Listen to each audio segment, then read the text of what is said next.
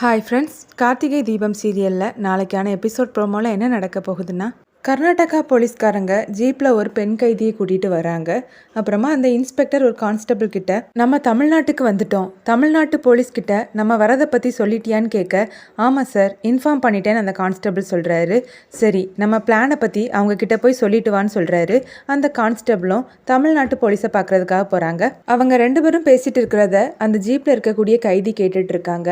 அப்புறமா அந்த கான்ஸ்டபிள் திரும்பி வர்றாரு. அவர்கிட்ட இன்ஸ்பெக்டர், அந்த போலீஸ்காரங்க கிட்ட பேசிட்டியான்னு கேட்க, ஆமாம் சார், இங்கேருந்து 2 கிலோமீட்டர் தூரத்தில் ஒரு மலை இருக்குதான், அந்த மலை பகுதியில் பகல் நேரத்தில் கூட ஆள் நடமாட்டம் இருக்காதுன்னு சொல்கிறாங்க.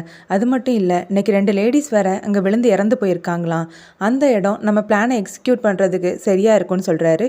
அப்போ இந்த என்கவுண்டரை இங்கே வச்சே பண்ணிடலாம். சரி, என்னோட பிளானை சொல்கிறேன், நல்லா கேட்டுக்கோன்னு சொல்லி இன்ஸ்பெக்டர் பிளானை சொல்கிறாரு.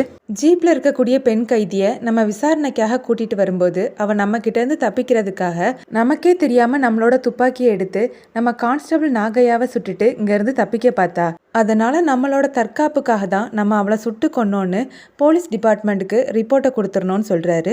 இன்ஸ்பெக்டர் அவரோட பிளானை சொல்லிட்டு இருக்கும்போதே அந்த நாகையாங்கிற கான்ஸ்டபிள் வந்து, சார், நீங்கள் என்ன ஷூட் பண்ண போகிறீங்களான்னு கேட்க, என்னையா திடீர்னு வந்து இப்படி கேட்குறேன்னு இன்ஸ்பெக்டர் கேட்குறாரு. சார், உண்மையை சொல்லுங்கள், நீங்கள் என்ன ஷூட் பண்ண போகிறீங்க தானேன்னு அந்த நாகையா கேட்க, யார் உங்ககிட்ட அப்படி சொன்னதுன்னு இன்ஸ்பெக்டர் கேட்குறாரு. நான் தான் சார் சொன்னேன்னு சொல்லிட்டு ஜீப்லேருந்து அந்த பெண் கைதி இறங்குறாங்க. அவங்க பார்க்குறதுக்கு தீபா மாதிரியே இருக்காங்க, ஆனால் மாடர்ன் ட்ரெஸ்ஸில் இருக்கிறாங்க. அவங்க இந்த என்கவுண்டர்லேருந்து தப்பிச்சு கார்த்திக்குடைய காரில் ஆக்சிடென்ட் ஆகி கீழே விழுறாங்க. கார்த்திக் வந்து அவங்கள பார்த்துட்டு தீபான்னு நினச்சி தீபான்னு அவங்களோட கன்னத்தில் தட்ட இந்த எபிசோட் ப்ரோமோ முடியுது.